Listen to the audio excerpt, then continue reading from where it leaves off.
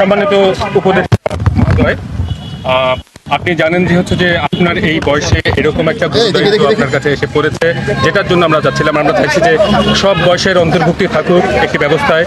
সেই জায়গাটায় এসে আপনি বলবেন যে এই যে শপথ নেওয়ার পরে এই যে দায়িত্ব পেলেন আনুষ্ঠানিকভাবে, আপনি কিভাবে সেই দায়িত্ব পালন করতে পারবেন বলে আপনার মনে হয়? সেখানে প্রশাসনের আমাদের অবস্থা জানেন, এবং এখানে বয়স কোনো বাধা হয়ে উঠতে পারবে কিনা, রাজনৈতিক বাধা আসবে কিনা? কিন্তু এক ধরনের স্বেচ্ছাচারিতা ছিল, বিভিন্ন ধরনের গুজব ছড়ানো হয়তো সরকারের পক্ষ থেকে অনেক বিষয়গুলো ছিল, এগুলো আপনি কিভাবে অ্যাড্রেস করবেন? দেখুন, আমাদের যেই অগণতান্ত্রিক এবং স্বৈরাচারী একটি রাজনৈতিক ব্যবস্থা ছিল এতগুলো বছর ধরে, এখানে আমাদের বড় বড় রাজনৈতিক দলগুলোও কিন্তু সেই স্বৈরাচারী ব্যবস্থার মোকাবেলা করতে ব্যর্থ হয়েছে।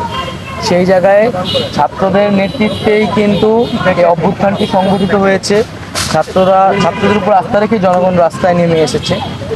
ছাত্ররা যখন সরকারে এসেছে এবং রাষ্ট্রের সংস্কারের জন্য কথা বলছে, আমরা মনে করি জনগণও সেই জায়গা থেকে এই তরুণ ছাত্রদের উপরে আস্থা রাখবেন, এবং এখানে আমরা অভিজ্ঞ এবং দক্ষ ব্যক্তিদেরকে মনোনীত করেছি আমাদের এই উপদেষ্টা প্যানেলে। একই সাথে আমরা মনে করেছি পুরো বিষয়টিকে পর্যবেক্ষণ এবং তদারকির জন্য ছাত্রদের ভয়েস থাকার জন্য ছাত্রদের জায়গা থেকেও উপদেষ্টা প্রয়োজন। সেই জায়গা থেকেই আমরা দুইজন ছাত্র প্রতিনিধি এই উপদেষ্টা প্যানেলে রয়েছে, এবং পাশাপাশি আরও আমাদের ছাত্র প্রতিনিধিরা অন্যান্য উপদেষ্টাদের সাথে সহকারী হিসেবে সামনের দিনে কাজ করার সুযোগ থাকবে। নানা রকম চ্যালেঞ্জ আসতে পারে সামনে, তো সেই ব্যাপারে শিক্ষার্থীদের মধ্যে যাতে কোনো ধরনের বিভাজন সেই বিষয়টা ভাবছেন নিশ্চিত করতে পারবেন কিনা?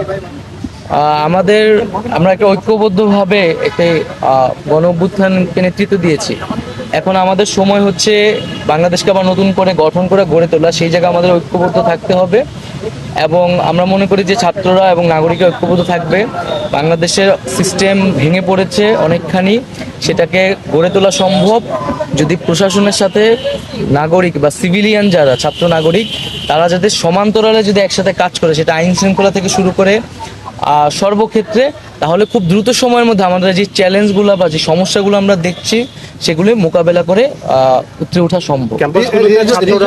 কথা বললেন যে মন্ত্রণালয়গুলোতে আপনাদের ছাত্রদের সম্পৃক্ততা থাকবে, এটা কিভাবে সম্ভব হবে? এটার প্রক্রিয়া নিয়ে আমাদের মধ্যে আলোচনা হচ্ছে, কিন্তু আমাদের প্রাথমিকভাবে একটা সিদ্ধান্ত আগেও ছিল যে সহকারী উপদেষ্টা বা এইরকম ভাবে কোনো একটা পদায়ন করে যে ছাত্রদের ওই মন্ত্রণালয়ে একটা তদারকির সুযোগ থাকা, বক্তব্যে রাখার সুযোগ থাকা, সেই ব্যবস্থাটি থাকবে আর কি।